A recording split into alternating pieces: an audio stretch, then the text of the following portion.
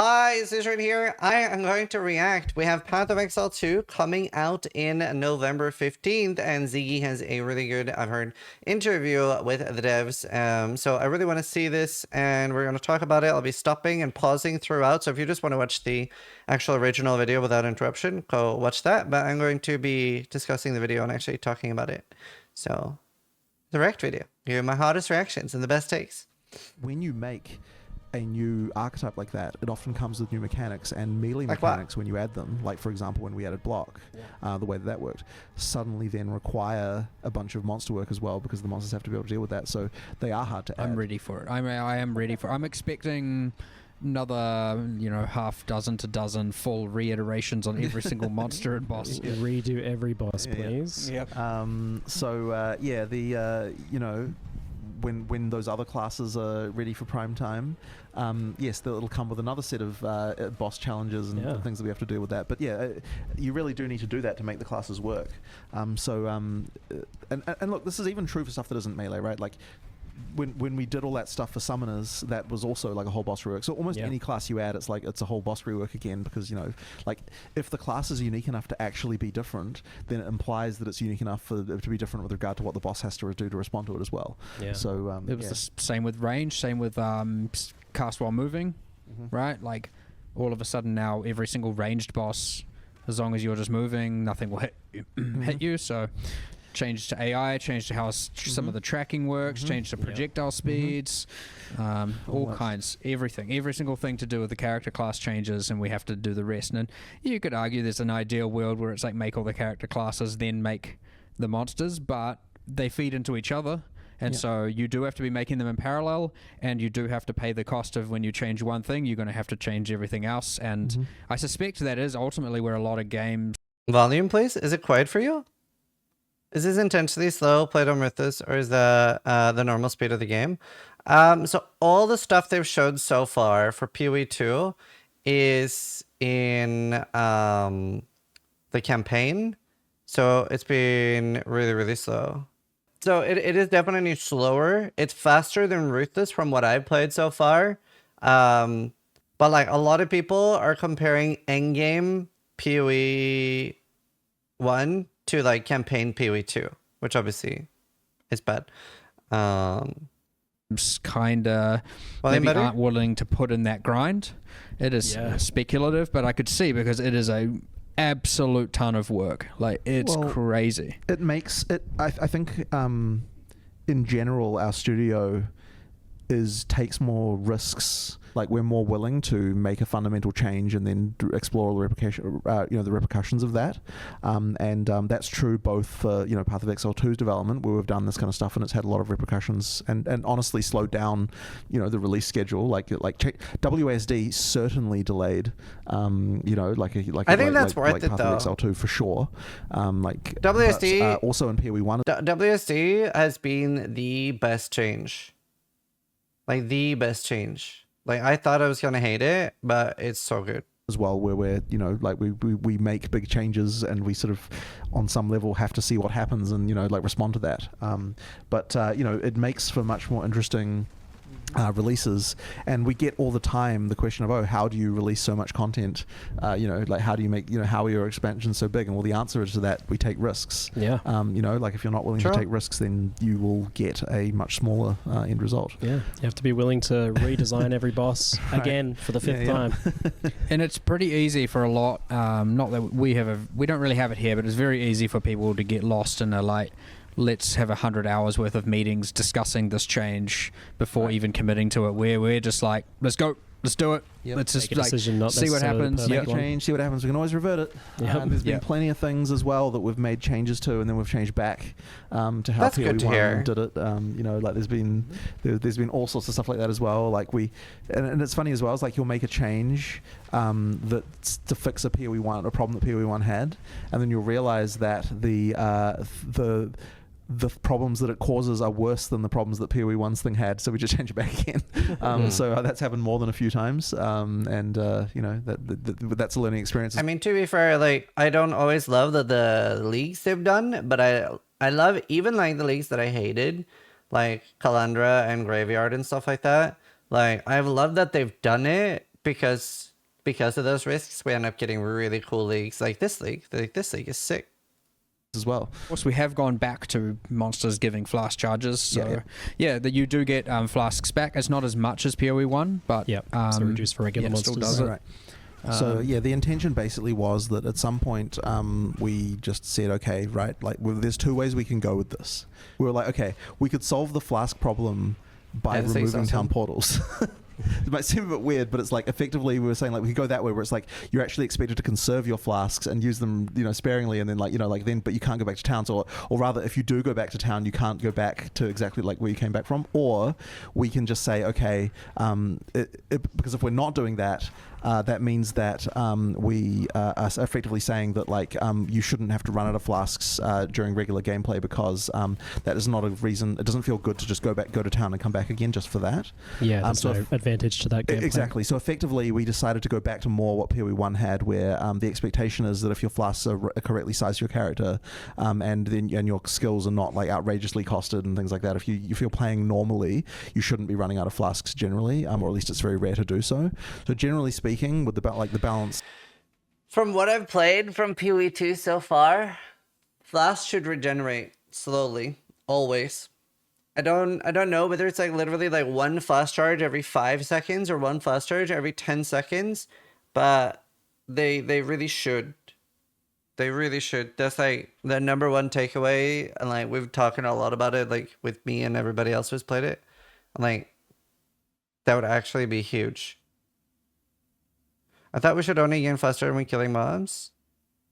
It depends. There are loads of ways. So like I played a ranger, so I had flask charge gain passively, and that felt really good. Not having it feels really bad.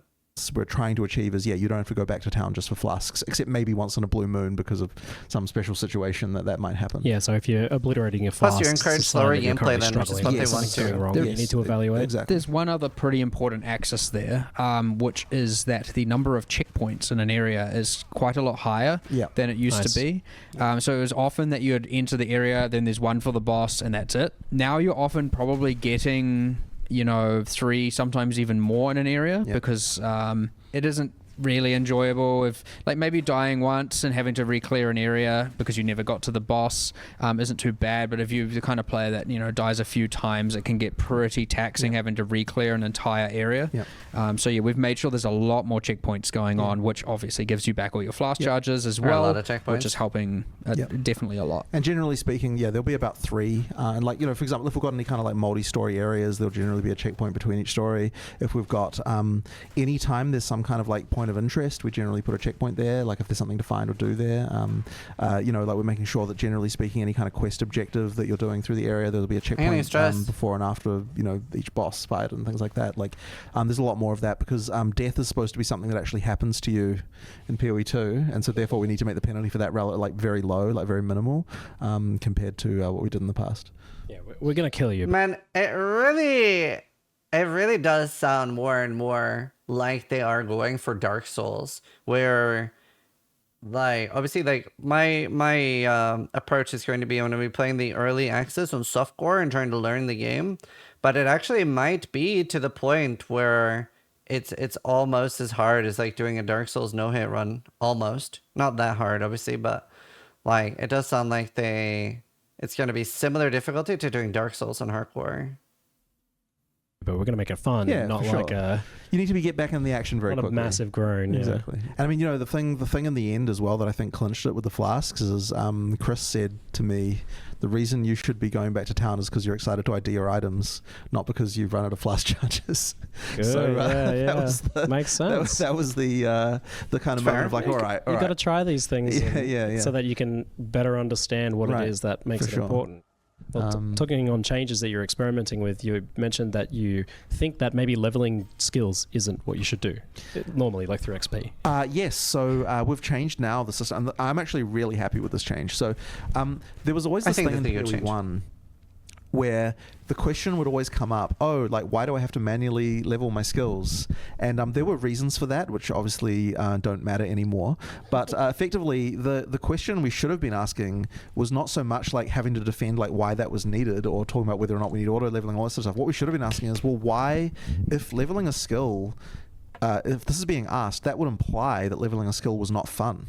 And if leveling a skill isn't fun, what should we be doing to make leveling a skill fun? And then I asked myself, I went right back to D2 and I was like, well, why was getting a skill point in D2 like a good experience and feeling like that maddening, like, oh yeah, and there's another skill point, I'm going to allocate it, like why was that fun? And the answer was simply that there was choice. So we realized that like getting skill levels needs to be a thing that has choice involved in it. So what we decided to do is make it so that we already had the system of uncut skill gems where when you find you don't just find a random skill gem or even get offered them as quest rewards in the same way anymore. You have an uncut skill that lets you pick what skill you get, and so you've got a more traditional looking skill screen there. And we already had an issue of like, well, what do I do with extra uncut skill gems once I've already got all the skills that I need?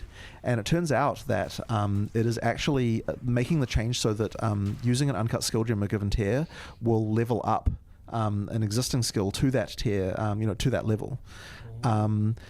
Was a change that meant that suddenly you open the skill screen like, do I pick a new skill? Do I level up an old skill? Like it also means that getting more uncut skill gems, like you get more of those things. It feels more important. Like getting a skill to level 20 is now not something that can happen. Like you have to actually get high level content to get level 20 uncut gems to be able to level up finding a specific thing. Yeah, exactly. You're finding a specific thing.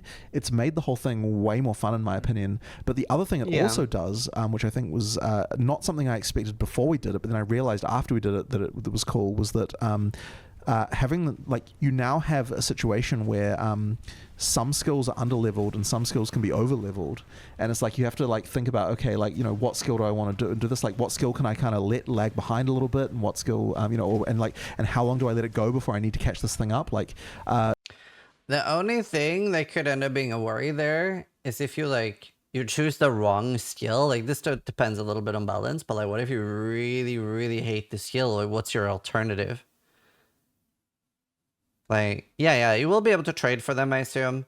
But let's say that I'm you know what, I want to keep leveling this, and you're like, I've changed my mind now. That might be a little rough. It's the only issue I see with that.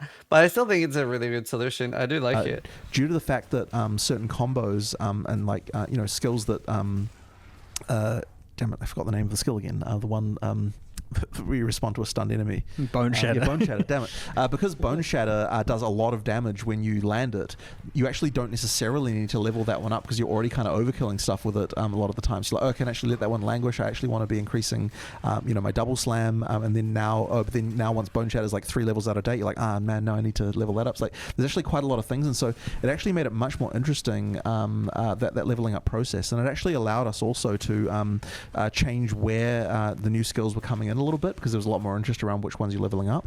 And it even, I think, there was some interest around the support gems as well, and how that interacts with the whole thing. So I'm very happy with this change, and to me it was.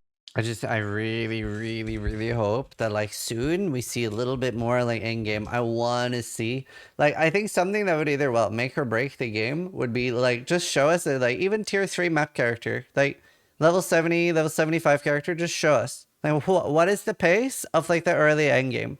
Because right now when we're just being shown early campaign, it does look I definitely understand the crowd that think it looks painfully slow. So I hope they show that, because it looks really cool, but it's also there's only so much leveling content I can see and be excited about. So I'm curious to see more in game. It felt like we out of nowhere and very easily suddenly had a whole character progression system out of nowhere that we previously didn't have before somehow, and as soon as we did it, it was just a great change. That was just the game's now just 50% better. Yeah. Just out of nowhere. It was where did this even come from? We never even thought about changing, how gems level up. And this is why it's been so important to question all of the fundamentals. Right. Yeah. And it's funny because the actual work to do that change is so minor. Yeah. And yet it just had such a big impact. Oh yeah, I just got all this bonus game for free.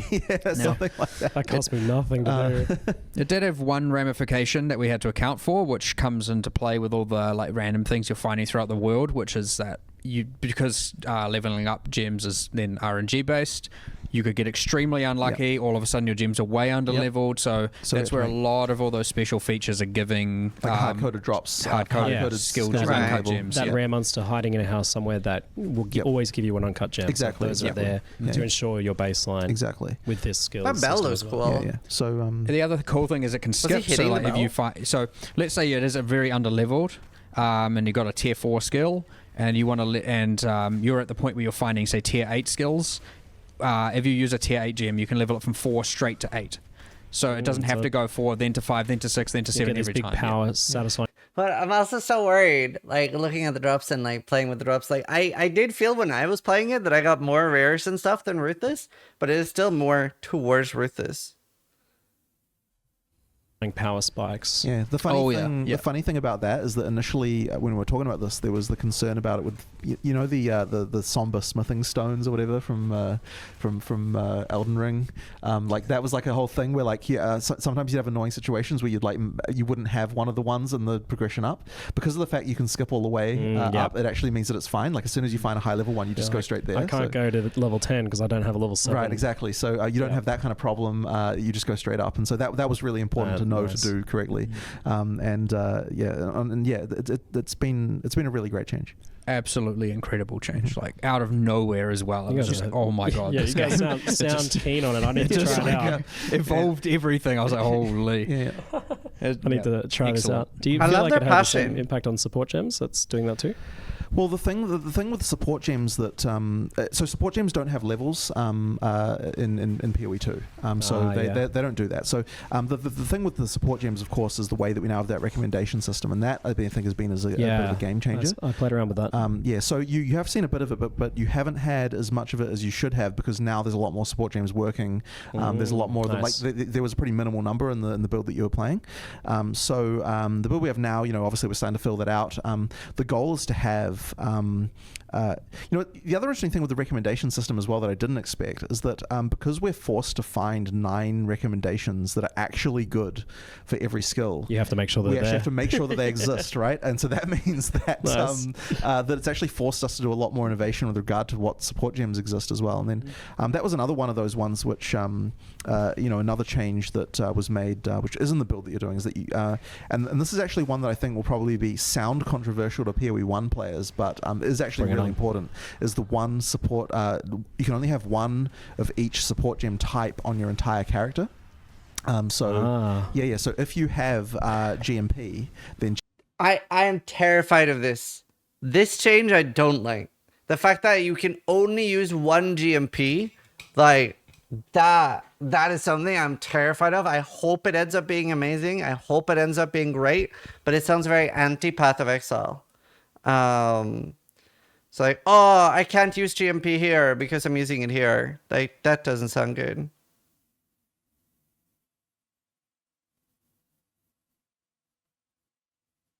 GMP is going on one skill and it cannot go on any others. Now there's still LMP, of course, so you can still have 2 multiple projectiles things. And then of course there's all the other various things like pierce and chain and all those other things. So it's not like you don't have the ability to to multiply your projectiors in other ways. It's which skill you're making, the one that shoots lots of arrows. And that results in all sorts of interesting questions about there's all sorts of build choices there. Like it actually opened up a huge amount of questions about, like what does this go on, was it best on that. I think was a really huge change as well. Got enough support gems now probably to mess around with an idea like this. But the funny thing as well about it was that before we did that change, we were actually having a hell of a time designing support gems for PoE 2.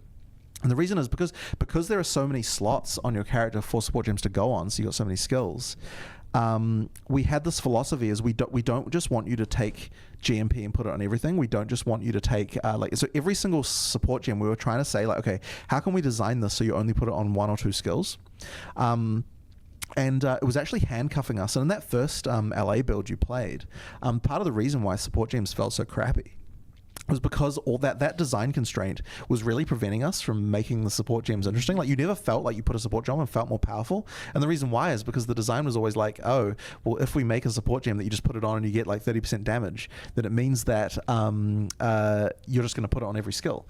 Yeah. And so then at some point we were like, well, hang on, if our design goal is that you only use each support gem once per character, then why don't we just actually just... To be fair, like I do see the point that support gems in PoE can end up being a little bit samey, and you just look for what gives the most damage. So maybe it will be a good thing. I'm still worried about it, but I mean, I'm open to it being a good thing. Add that restriction as an actual just like hard-coded thing, and then all of a sudden we're like, well shit, now support gems can just make your character 20-30% better, not your character but your that skill 20-30% better, and we can also reintroduce a ton of PoE1 supports that are like fan favorites again, just like put them all in there, and they all just work again and under the system. We can have just like melee physical damage and stuff like that. It's like you only get to put it on one skill, so you have to pick like what is the one that's going to get that, and all of that stuff now becomes viable, and so it suddenly just opened up a huge amount of stuff, and even other stuff that we wouldn't have even been able to do in PoE1 suddenly works as well. So it's like it's suddenly opened up a huge amount of that stuff, and so we're having a lot of fun. I do like the bossing focus. A lot more supports. Trying to come up with things that will work for those really hard to support skills. That can be a thing as well. So that's been a huge amount of fun, and a lot more interesting design coming out too. Sounds like a good case for when limitation can actually make something more interesting. Absolutely, and once again, hard decision to make. We're so worried about having artificial restrictions because like people hate artificial feeling restrictions. Yep. But in this case, it's one that has worked really well. Excellent. Again, 10 out of 10 change. 100%. Just made everything so much better, and is going to result in the support gems being so much more interesting and meaningful as a result. For sure, it's already heading in that direction. It sounds like you've taken a bit of a windy road here with Path of Exile 2's skill system and what it all means and what you're doing with it here. And it sounds like you're kind of starting to really home in on. I think so. What feels really good. You guys both seem very. I really hope. Okay, I trust them. I do. They made a really, really wonderful game, but I am fucking terrified. I am fucking terrified. I'm gonna miss sockets now though. Well, you still have sockets, just not on your gear. So it's okay. I don't think we'll miss that too much. That I think is a very good change. I'm scared, dude. I'm optimistically scared. Enthusiastic about both those changes. For sure. For sure. I mean, there's another one. It's funny, that we stumbled into recently as well, because requirements for support gems have always been a tricky one. Requirements in PoE1 have effectively not mattered very much for a very long time, and we kind of wanted them to matter. So the way that support gem requirements work now, not in the build you're playing, but the way they work now is that when you add a support gem, it adds +5 attributes of the color of that support gem globally to your character. If you want to put a green support gem on, you'll just need 5 more dex than what you have right now. You'll just need 5 more dex to do it. And so what that means is that you're always one passive point away from being able to equip whatever color of support gem that you want. Right. But then at the same time, if you do want to have a strength character that's full of green gems, you are going to need a very significant amount of dex to be able to do that, because every time you but still, it's always the case that you're always just one passive point away from doing it. And so that's actually been a game changer as well, as far as the feeling of being able to progress and the feeling of being able to use the type of support gems you want to use, while still kind of having that more global requirement of okay, if you actually just want to trick yourself out with green gems, you're going to have to be a dex character to be able to do that. I really like that change as well, and it's something that has really improved the feel of supports too. Yeah, so you feel like you've hit on something there that actually makes requirements do something interesting. Yeah, for sure. And with the changes to stats, it sounds like a trade-off. It's much more something you have to consider now as well. Absolutely. Losing 5 strength is 15 life. Yeah. This loot alone already looks way better than Ruthless, right? Actual multiple rares. Absolutely. Attributes on gear become a lot better when all of a sudden your 15 dexterity on your ring equals I can now use 3 more support gems. It makes it way more understandable for users who are I need to be able to equip this. Again, it's the same thing I was saying earlier about the life or difficulty. You want things to be one level away to get incremental improvement. Yeah, exactly. And if it's I need an extra 40 dex to use this, and you're See, one thing with Ritual that's a bit weird, notice how there's no reward.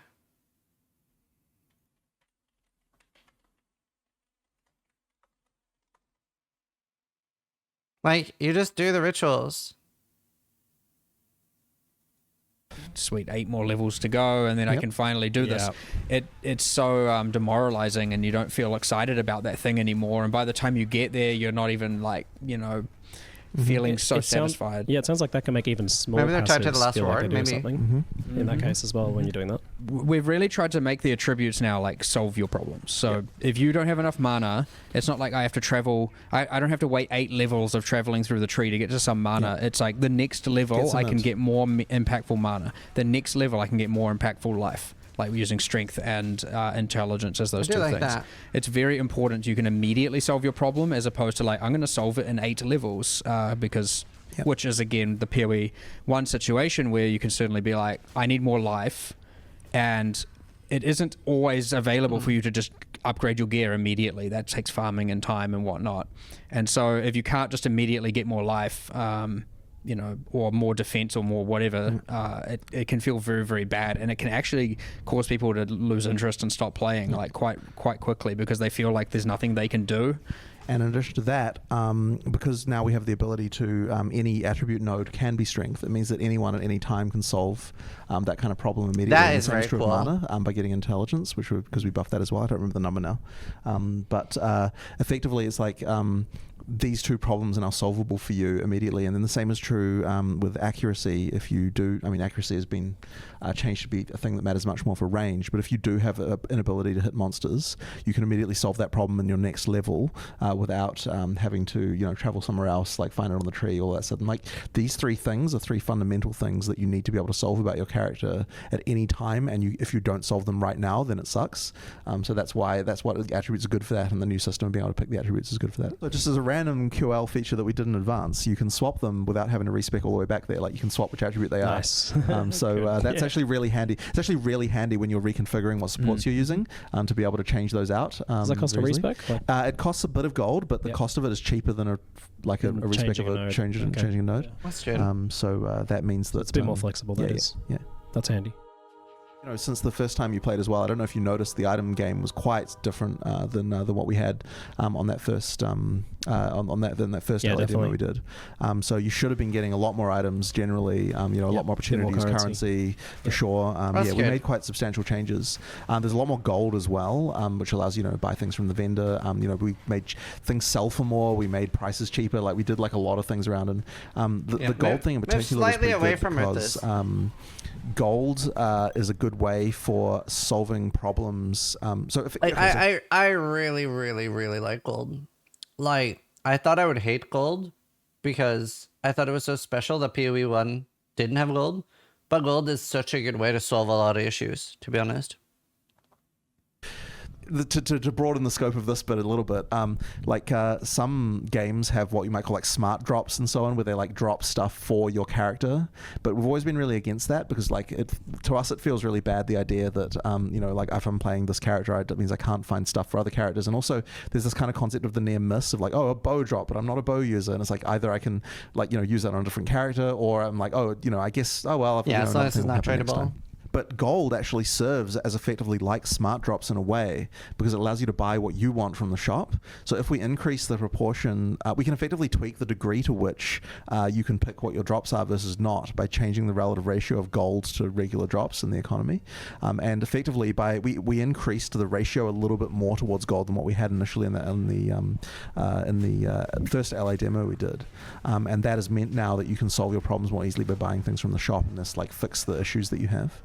That creates like a bit of a safety net, like a baseline for what you can expect players to have access to. That was absolutely an issue we had where we're already a game that has a crazy degree between the bottom and the top as far as like player skill goes, and like all these other things, like just RNG even.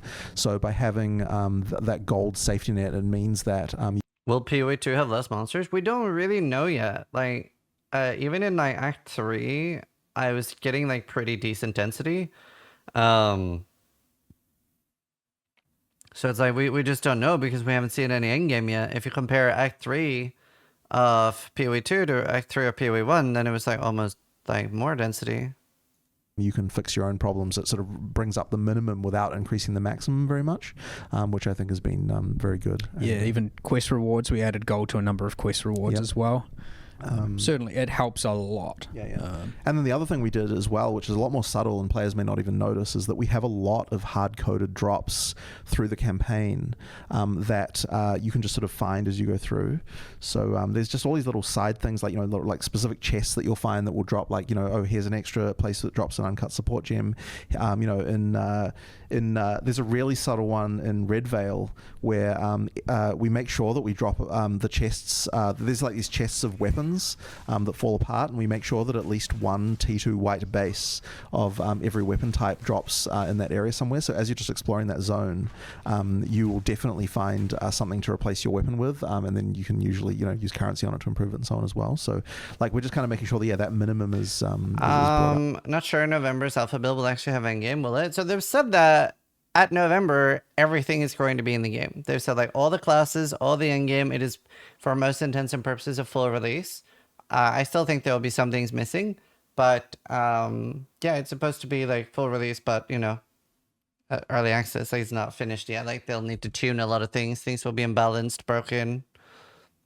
Up. And there's even things like, you know, there's like a white ring that drops in the graveyard. There's like a special grave that you can open up, and there's like, you know, I think there's like some lore object there about, oh, you know, like I buried the wedding ring of my, you know, like ancestor here. It's like, oh, well, like let's steal that. You know, so that's the perfect grave robbing jewelry. Exactly. You know, we've got little things like there was a I don't know if when you were playing through you found the secret lever you can pull that opens like a little tomb thing that opens up. There's like a bunch of gold down there, things like that. I'm gonna try and find that. Yeah.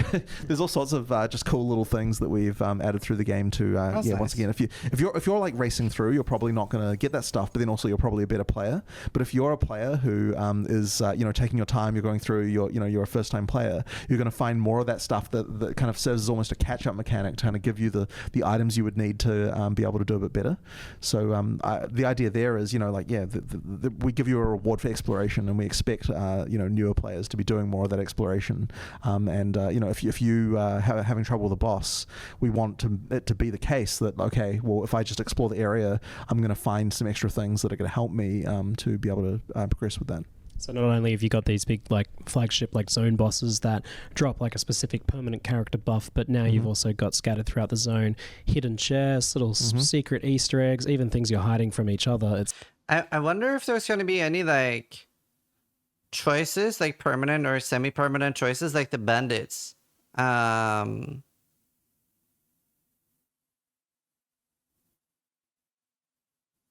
PoE 2. I wonder if they like that or not.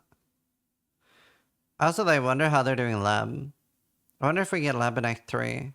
Maybe the lab is something to do with the sun boss. Like, I think that'll be more like something you just gain.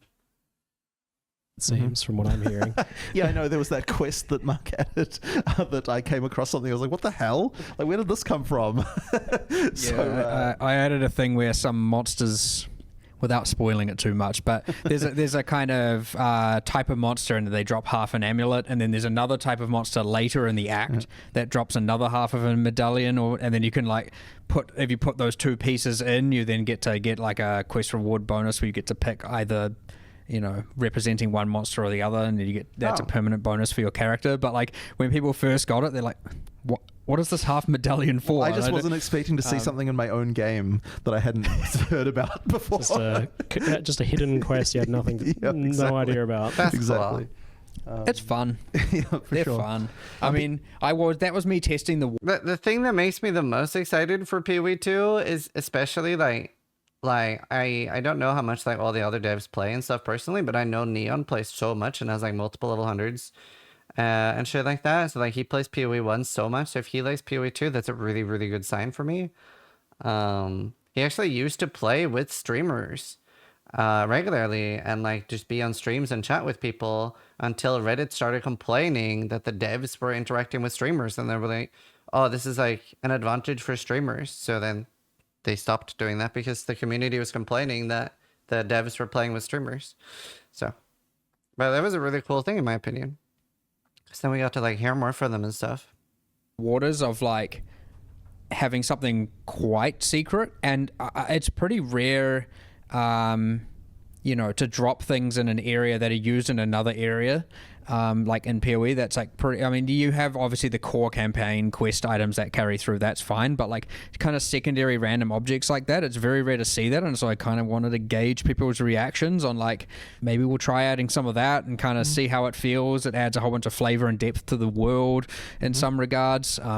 So I don't know, it seemed to have a pretty positive response so far. This is the boss that Alec was talking about that is going to be like one of the great equalizers, because this is one of the bosses that like some of the press people got stuck at this boss or before this boss and couldn't get past it.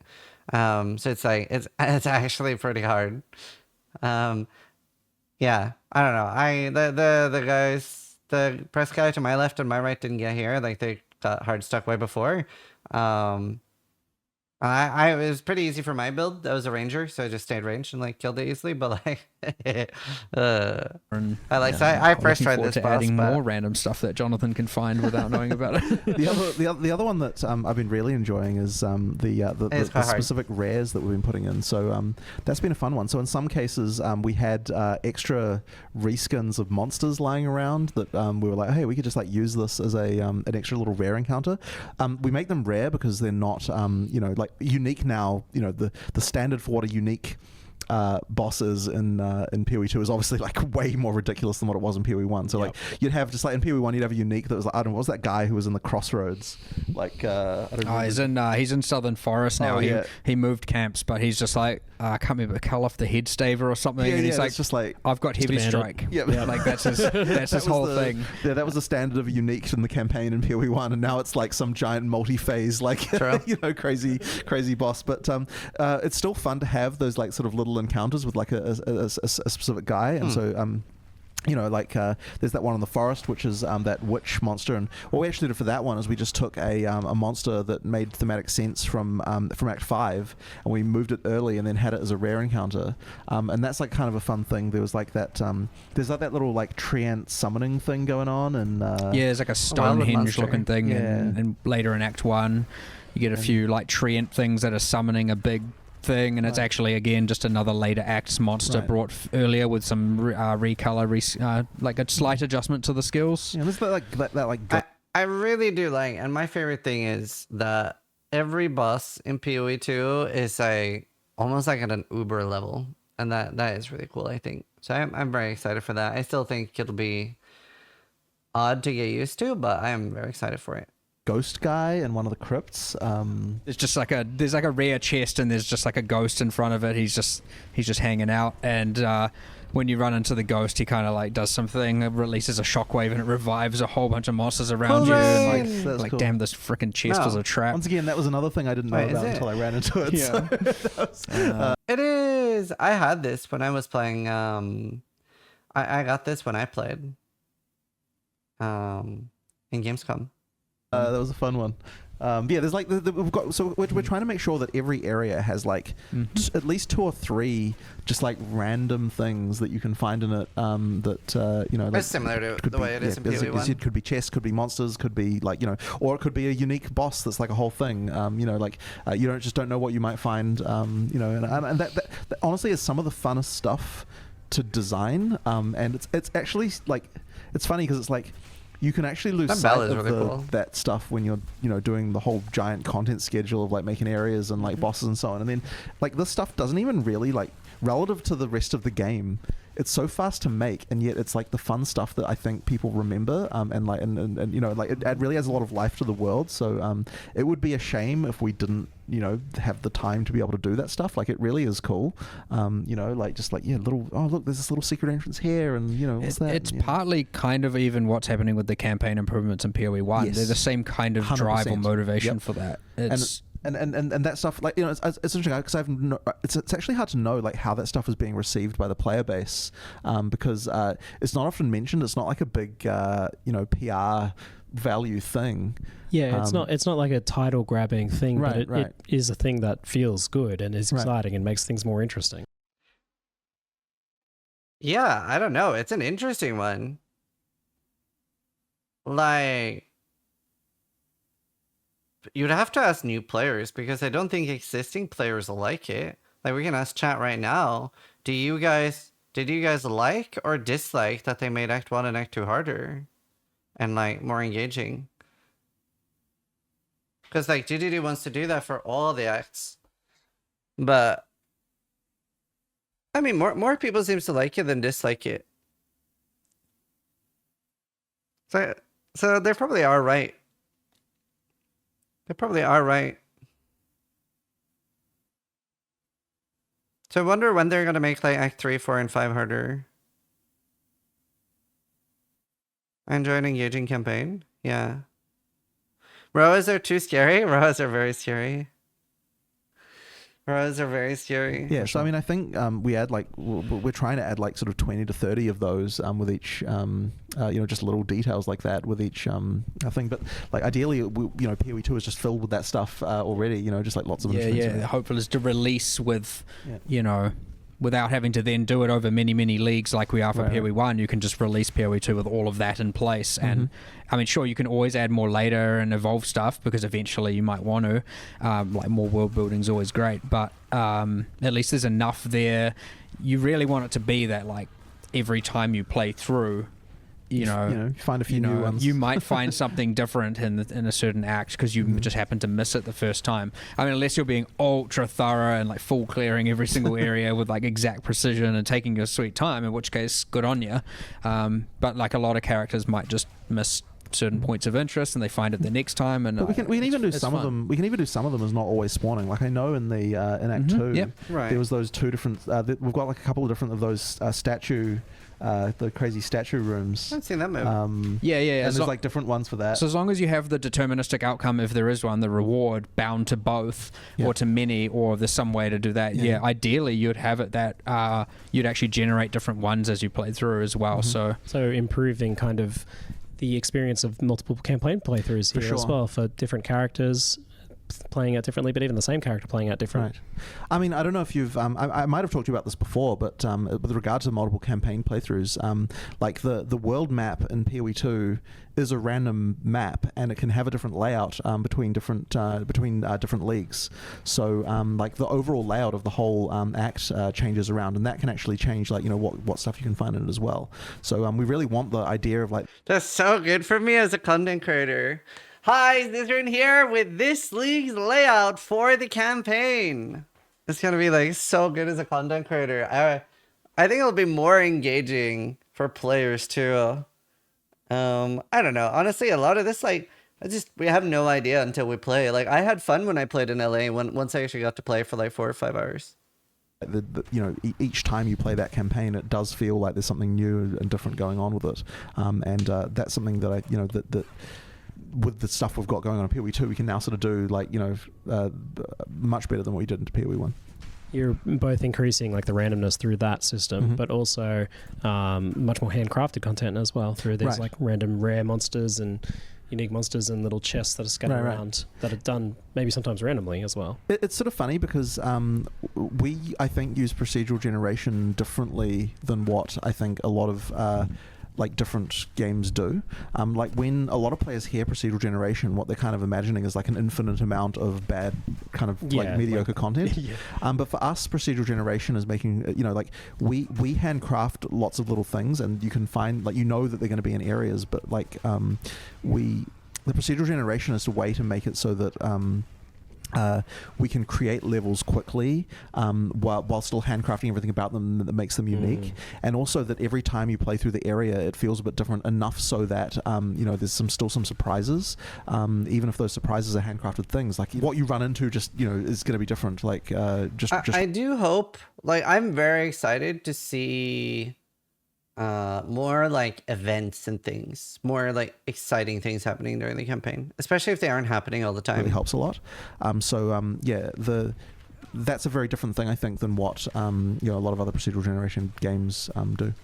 It seems like your kind of system for giving loot to the player, or tools or gear or uncut gems or whatever it is that you need to give the player to ensure kind of like a minimum quality of their playthrough is getting smarter. Like you have the ability now to you're mentioning things like if players don't get this, then later on they'll get something else. Or yeah, more. so we actually have what we call like second chances for certain things. So if you didn't run into, this particular chest that gave you an extra skill gem in, in the second area, then that means that when in the third area, when you find, the like witch's cottage, for example, then that's going to drop that extra skill gem instead. And so by doing second chances for some of the stuff, we can just kind of try to make sure that because all that stuff is just still randomly run into, that we can still get that sort of minimum playthrough. And we're not going to make it so it's like, that thing's going to follow you through the whole game or something like that. But we do want to make sure that at least there's 2 chances at everything, so that scary music. Even if you don't run into it, you've still got you still have a reasonably good experience. Good eye, ZiggyD here. All right, that was a good video.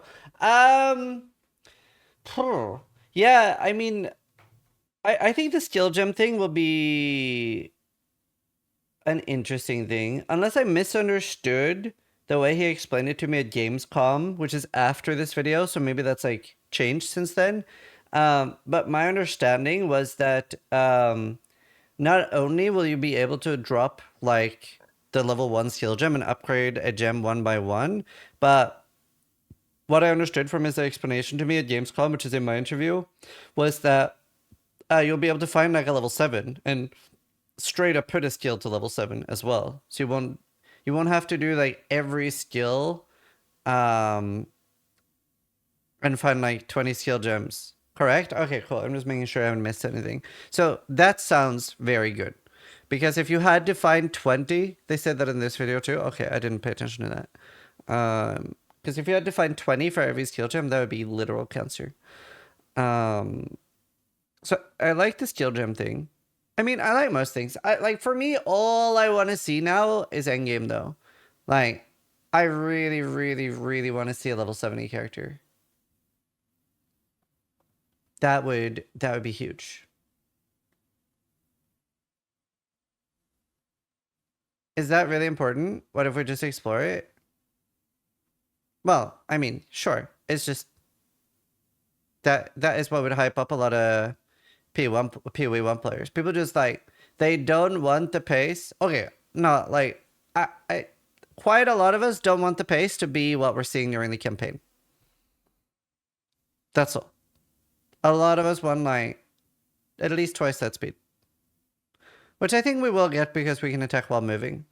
Like a lot of us enjoy blasting. You don't have to like blast at PoE1 speeds. But you don't want Ruthless speeds either, right? Like there's a reason that there's like 50 people playing Ruthless, right? So if PoE2, I'm not saying that it is, but if PoE2 was literally feeling like Ruthless for most people, then that is going to turn a lot of people off, right? There is a reason that it doesn't have 50 people, or it doesn't have many people. So a lot of people have been wanting to see Merengue because they're hoping that it's not Ruthless. But either way, I'm very positively optimistic, cautiously optimistic. I think gold is huge. I'm definitely open to this change, the support gems being more meaningful. But I'm a bit worried, but I see what they're trying to do. Either way, I'm going to link Ziggy's video in chat. I'll link it in the description down below. It's a good video. He's good at interviews. And hopefully you guys enjoyed watching it and talking about it a little bit. So thanks for watching. Sub if you liked the video, but more importantly, try to die less than I do.